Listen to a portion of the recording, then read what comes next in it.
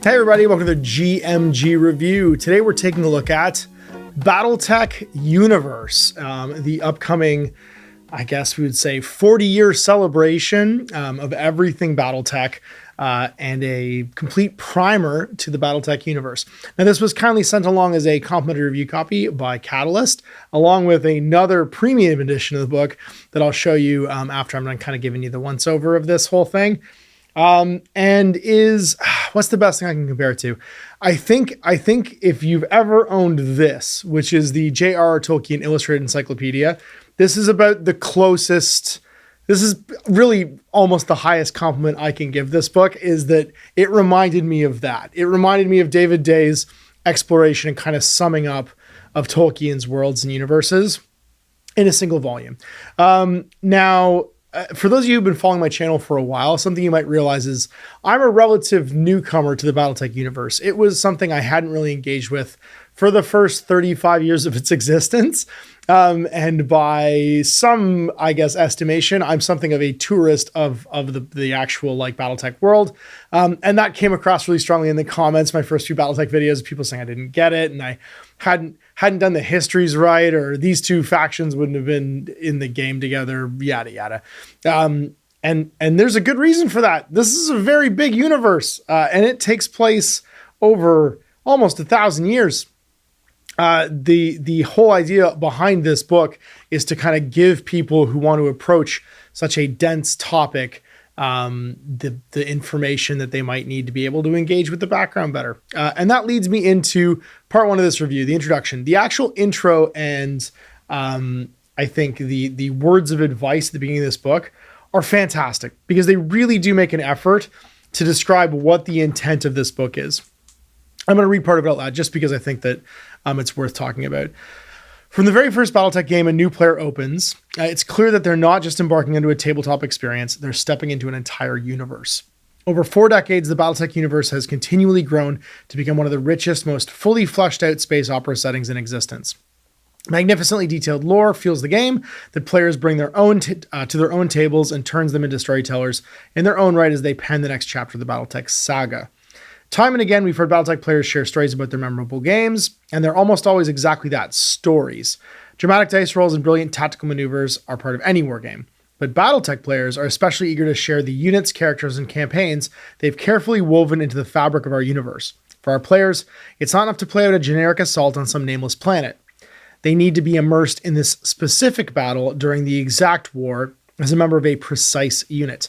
And we love hearing how they put together their own stamp of established canon. But the same lore that has so enthralled generations of fans can also be intimidating for first-timers. That's why we've created this book that you hold in your hands, to serve as an overview to the Battletech universe and fuel your curiosity for further explorations of source books and novels. We want the Battletech setting to continue to be an essential component in fueling Battletech games because it has been from the very start. I love that. I love that this was a book with a purpose, and the purpose was to introduce people like me, who might be incredibly intimidated by the number of historical unit manuals or tech manuals or technical readouts that are out there, not really knowing where to begin or where to jump off. And this book has a lot in common with something that comes in the Battletech Alpha Strike box set. Now, I reviewed this. We played through all the campaigns. This came out last year, and it's another fantastic beginner product for more like contemporary sort of like war game rules for Battletech. But it comes with this called the Primer. This little sheet in here, you can tell was the seed of the idea for what became this book. This is an expanded version, and you could stop right here and really have more than enough information to enjoy kind of the landscape of Battletech. But this right here gave you the nuts and bolts of the universe. This is the next level of that. So if you've read through your primer and enjoyed that stuff and you're looking for more information, this is where the book kind of like comes in. And what it does is it presents 2 sections. First, there's the timeline. I think this is really important because understanding that when you play a game of Battletech, you're not just really, when you create your factions and your forces, you're not just playing the army itself, because that army could span 1,000 years sometimes for different factions. You're also using the mechs and the equipment and the tech level that's commensurate with the time period you're putting it in. Battletech really is, I would say, the closest to a historical game with a space opera setting that's more out there. It's a pop culture historical game because the whole point when you play a game of it is that you are diving into an era, and the eras of Battletech are all very distinct. So book-wise, what we have is we have it sort of tied to all the major events. So you're going to have the leaving Earth, right? The sort of Ad Astra part of the story where House Cameron forms, the Terran hegemony forms. And that's the initial like creation of the Star League. Then the collapse and the succession wars, all of the succession wars that happen as the power vacuum of House Cameron being destroyed by sort of like betrayal and the people of the periphery consolidates and has to like create a new system of government. And we have the clan invasion. After the clan invasion, we have the Civil War. And then finally, we have the Jihad with the Word of Blake and the Dark Age. And it leaves off with kind of like a 2-page spread about the Ilkhan. Ilkhan's the sort of final stage, the time period where we are right now in the story writing. That is sort of the next evolution of Battletech, if you will. And that takes you up to speed with the timeline. So it's really useful for someone who isn't sort of super familiar as approaching Battletech for the first time to be able to go, oh, I want to play in this era, and that gives me access to XY units. In fact, the Alpha Strike cards themselves very usefully will have a identifier on the left-hand side of what eras that battle mech existed in. That's a tech level thing that you can actually like look at a glance. And if it's got the little Mad Cat symbol, or sorry, Timberwolf for clan players, it'll be something that's available from the clan era. If it's available later on in a further era, it'll have that era marking like glowed in as opposed to being blanked out. So from there, we go into the faction guides, and there's a faction guides for not every, I think you would be very hard pressed to do every single faction that's ever been mentioned in Battletech, but it's divided in 4 sections. We have the great houses of the human sphere. We have the clans, and then we have the periphery, which is the sort of outskirts of that 500 light years around Earth that are the edge where kind of like more wilder nation states are that sometimes aren't under control of a house. And then finally, we have the mercenaries. And the ones detailed in this book are, for the houses, obviously, House Cameron's destroyed, which starts off the Succession Wars. So they don't get an actual bio in here, but we have House Davian, Karita, Lau, Merrick, and Steiner.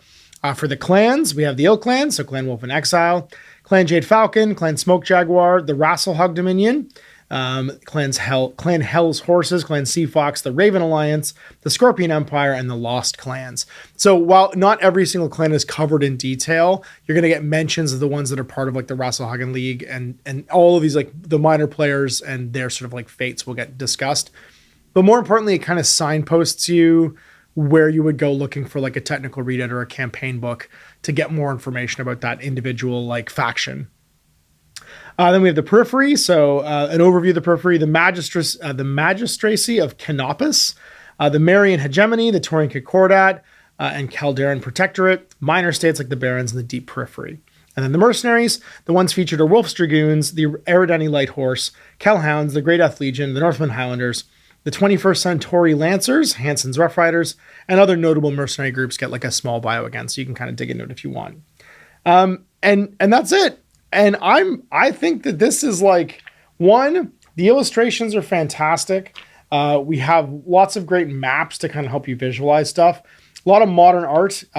What I really like is that the art here is not, it's not 40 years old. Not that I don't love the older art. And in fact, some of my favorite art pieces, like the Dugram style mechs and stuff like that from the very early editions of Battletech, are actually on the wall here in the studio.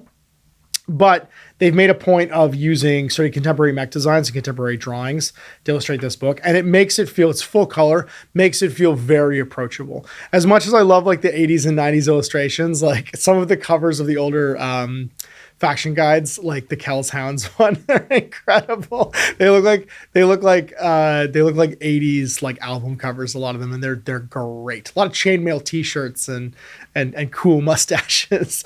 But the art in here is very, very modern. You can tell they've commissioned a ton of stuff to just have in this book, and it makes the background feel fresh. And I think that's important from the point of view of having somebody trying to approach this for the first time. So let's dive in and talk about my final thoughts. What do I think about this book? Well, they clearly got what they needed to do after having made this. Having made the primer, I think they really understood that they needed a product because there is a vast library of Battletech books. I have a huge stack of Battletech books.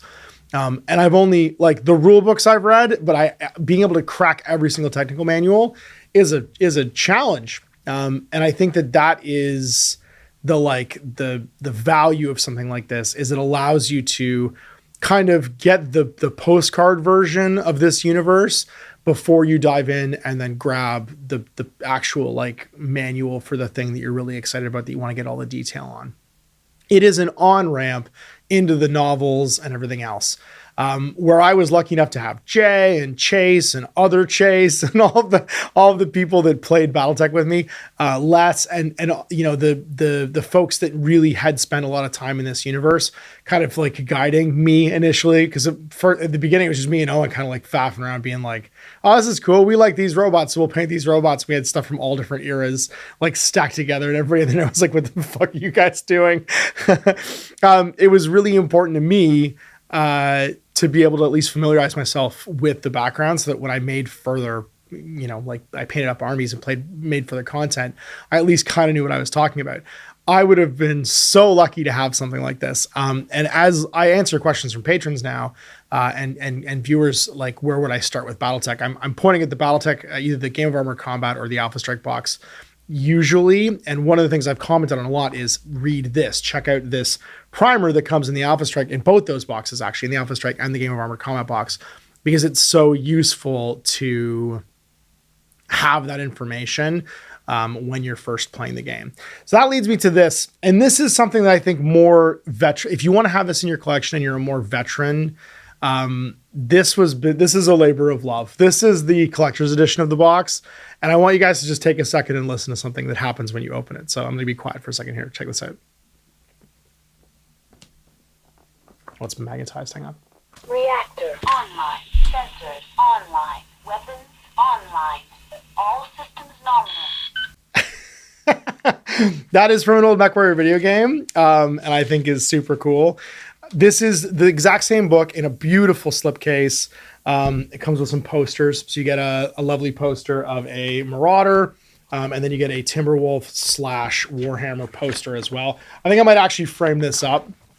I think this is really nice. It's like a technical spec with, like, it looks like a blueprint, and it's in very nice high quality paper. So what I might do is have this framed for the studio. You get, oh geez.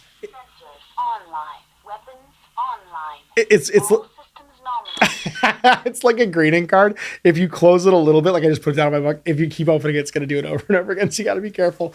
But like you can see, this is the same book. This is the Battletech Universe book, in a beautiful, like, sort of like, I don't know, like almost like steel deck plating finish. And then on top of that, it has like a silk marker. And the biggest difference between this and the other one is it has overlays. So you have these beautiful acetate overlays of some of the unit entries, like the elementals are here for this one. And what this gives you is just like additional bits of art. And it's nice, like, it's a cool feature. And I think that this would be the thing that I would imagine people who are, you know, already Battletech fans would want to have in their collection. Not just for this, but actually for the second book that comes in the slipcase. So I'm moving all the nice paper to keep it nice. It's called Battletech Remembrance. And Battletech Remembrance is a historical retrospective. Now, this part, I think this stuff's important, because this is the stuff that, you know, to quote Roy Batty, gets lost like tears in rain. A lot of people put a lot of work into something as big as 40 years of Battletech. And what the Catalyst team have done here is try and capture, from people involved and no longer involved, people who worked on it along the way, as much sort of what does this mean to me, and what was that time like, and what was the spirit of what we were doing at the time of Battletech. It's filled with classic art. As you can see, this is the 3rd edition starter set cover right here, this Warhammer from the Game of Armor Combat box. The 2nd edition one was the first one called Battletech, and then the 1st edition was Battle Droids. And just a ton of people, like Jordan Wiseman, the original creator, is in here. He's the FASA co-founder and Battletech co-creator. It leads with his little interview. We have Mort Wiseman, L. Ross Babcock, William H. Keith, Dana Knutson, Donna Ippolito, Todd F. Marsh, a lot of the original founders. And then I'm not going to be able to name them all, because there's like probably There's probably, I can't go by page number. There's probably 35 people in here. But other greatest hits, we have people like Fred Hooper, Scott Jensen, a lot of the writers and authors and stuff too. John Helfers, Anthony Scroggins, Randall's in here, Randall Bills, Ray Aristia. Who else? Looking for names I recognize. Michael Stackpole obviously is in here, author. And it just gives, what I love is it's paired with art from the era. So if they worked at it in a specific era, the art that was from that time is in here as well. And it's just kind of their musings. It's them thinking about what it meant to them, what they were doing at the time. There it is. Mike Stackpole gets the Kells Hounds cover, which I love. It makes me so happy that that's the cover they picked. Oh my God, one of them is just drinking. Yeah, there's a ton of love put into this stuff, obviously. And this is a really nice postcard, both from the past and present, to make it feel that way. To make it feel like not only is this book designed to introduce people to this hobby, but also to kind of commemorate how much work went into making those dozens of tech manuals, technical readouts, history books, forced composition books, and rule books over the years. So that really endeared me to this more than almost anything else. And as much as you don't need to have, obviously, if you're a brand new customer, you probably don't need to have that. I think that does firmly, for veterans, communicate sort of what this was for, and is worth picking up if you're looking to add this to, if you're a collector, if you're a Battletech collector. I think that is the thing that kind of puts it over the edge for me. The fact that it made noise when it opened was cool. The fact the acetate was in there was cool. But this little additional book right here, if you really love the background of something, I have a ton of books like that. I have Dice Men by Ian Livingston and Steve Jackson. I'm just finishing reading Talking Miniatures by Robin Dews and John Stallard. These kinds of books that give you some context for where this stuff came from and the people that worked on it way back then, I think are really cool and really important. So then to kind of wrap on this, I would say that I'm really glad this exists. I'm really glad that whenever I talk about hey, how would I get into Battletech today? Because I love old games, and I love the modern refreshes of these old games. I love Alpha Strike because it allows you to play with a bigger collection. It feels kind of more like a contemporary tabletop war game, kind of like a company level. I have something like this I can point to that is, hey, when you're first starting out, it can be a really deep sort of pool to try and dive into. Why don't you check out the Battle? If you just get the rule book and this Battletech Universe book, you'll be able to be building and painting battle mechs for probably months and years to come. And it'll give you kind of a guidepost on where to go. So they definitely delivered, I think, on the offer. The offer is, here's sort of the collected overview of this 40 years of writing that we've done. Here's a wonderful homage to all the people that were involved. And let's allow people to approach Battletech's background in kind of an open and digestible way. And I definitely was enjoying the process of looking through this book. And I gave it to my son, who obviously loves the idea of big stompy robots. And he immediately spent 2 hours pouring through it and just looking at the art. It's all in it's not in encyclopedia print. You know what I mean? It's in a larger size print. It's a coffee table book about Battletech. And he immediately was just enthralled by not just the art, but also the little histories and backgrounds. And he's been talking about what different factions and different eras existed, just from that sort of a couple of hours of reading the book already. So I think it delivers on its offer. And it's not for everybody. There's going to be some people that just love playing the simulation of mech combat games. You don't need this book. This book won't be for you. But for the people that, when they approach a war game, approach it from, I want to build a collection and I want to have a theme and that live for what was kind of spoken to in the introduction of that book, I do really think it does kind of deliver what it's offering. So there you go. Battletech Universe, the Universe book, the first book with no rules in it that I've ever read from Battletech that wasn't this little primer. And thanks so much to Randall and the Catalyst team for sending it for me to check out. And thanks to you guys for watching. We'll see you in more GMG reviews. Till then, I'm Ash. Happy gaming.